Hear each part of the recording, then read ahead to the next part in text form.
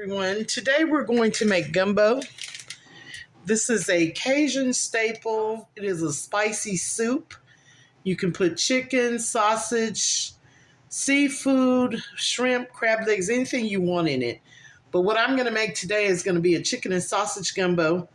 And the first thing we're going to do is boil this chicken. And I'm going to add some things to it. But I have a whole chicken here in the sink that I have skinned and washed. This is our foundation to a good gumbo. I do not make my own roux. I buy a base, and I will show you that in the next step. But the first thing is to get this broth to taste good while you're boiling the chicken.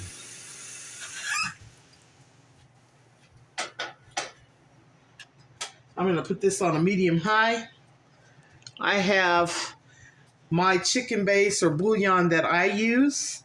This is a powder. You can buy the liquid, whatever you like. This is what I like to use. I'm going to put about 1/4 of a cup in there. And then I have my vegetables already washed and cut up, and I left them big because when the chicken is done, we're going to remove them. So there's 4 stalks of celery, a whole bell pepper, a large onion,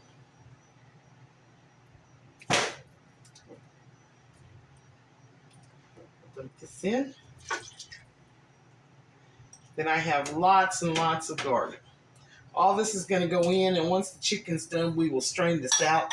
So I leave the vegetables big. Right now, we're just trying to get some flavor going. And then that'll come up to a boil. I'm going to add this chicken in there. We're going to boil it, and we'll be back. I boiled it for about 45 minutes on a medium heat. I'm going to remove this out of the pot into a bowl. You see it's just falling apart.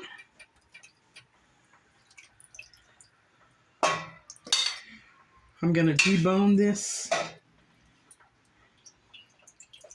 And we're going to strain the broth, all the vegetables that was in there.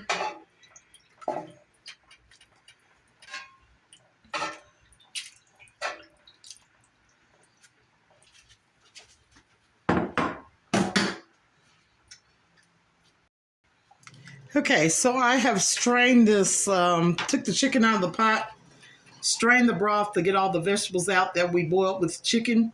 I have since added 4 bay leaves.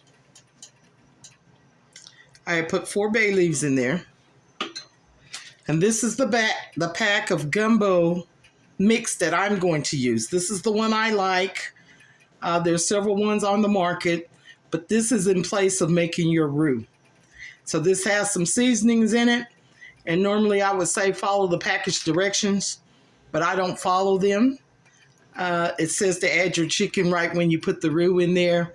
If you add your chicken now and constantly stir in it, you're going to tear your chicken up. So this is how I do mine. You can follow the directions if you'd like, but I'm going to add some cold water to this roux. This is the roux that I put in the bowl, and we're just going to add some water, and I'm going to stir it up. You add your water a little bit at a time.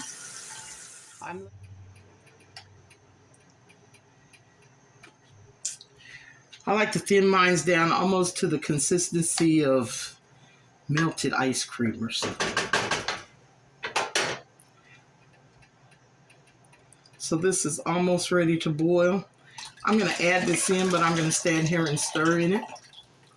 If not, because this is like gravy or a roux, you'll end up with lumps or clumps in your gumbo, and that is not what you want. So I'm going to stir this for a little while.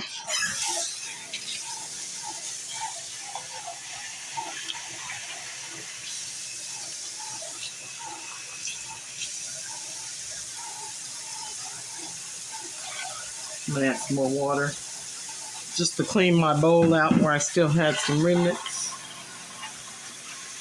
Bring this up to a boil a little bit, and when I get this all even out, I'll show you what we're going to do next. Okay, so after I added the base, I brought it back up to a boil. Now I'm going to add my sausage. Okay, everyone, so this has been cooking down probably about an hour. The vegetables that were in there are tender now. The sausage, you see the consistency of this. This is, I want it a little bit thicker. So some people will put okra in to thicken it. I don't like the sliminess from the okra. So I use what we call gumbo filet. It almost looks like the name file, but this is what I use right here, gumbo filet. We're going to use probably about half this jar in here. It's going to take a minute to get all the lumps out after I put it in here. I also already removed the bay leaves. I have tasted it. My salt level is fine. This would be the time you want to adjust it if it needs garlic, salt, chicken base, whatever you want to add to it to get it to your taste. I have my chicken deboned, and it is in, it's a little bit bigger than bite-sized pieces because as we stir in this pot, your chicken's going to shred up smaller. So I'm going to put this chicken in here, and we're going to let this cook for 5-10 minutes, and it's going to be gumbo. I already got some rice ready. If you wanted to add seafood, shrimp, crab legs, or anything to your gumbo, now would be the time to do it. It only takes about 5 minutes for that to cook.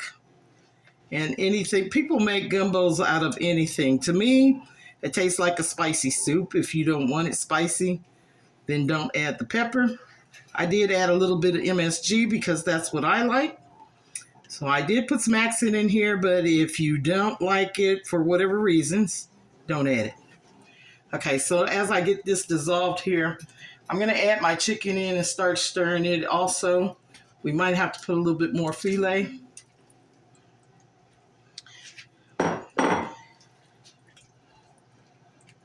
It takes about 3 hours to make a good pot of gumbo. You probably could do it quicker, but I like for it to simmer and take its time. And you always wind up with the wonderful pot of something. All your holy trinity that got put in here at the beginning when I was boiling the chicken, that's just all extra seasoning. Levels of flavor. Like I say, you can buy that package. I never use anything straight out of the package without redoing it. So if you got a good broth on your chicken, you have a good foundation, and that just makes all the rest of this taste better. So I'll let you see what it looks like when we come back. Let this simmer for about 5-10 minutes. Okay, so this is the consistency of the gumbo. It's sort of like gravy. I did add the whole bottle of filet in there. This is how I want it. This is gumbo, y'all.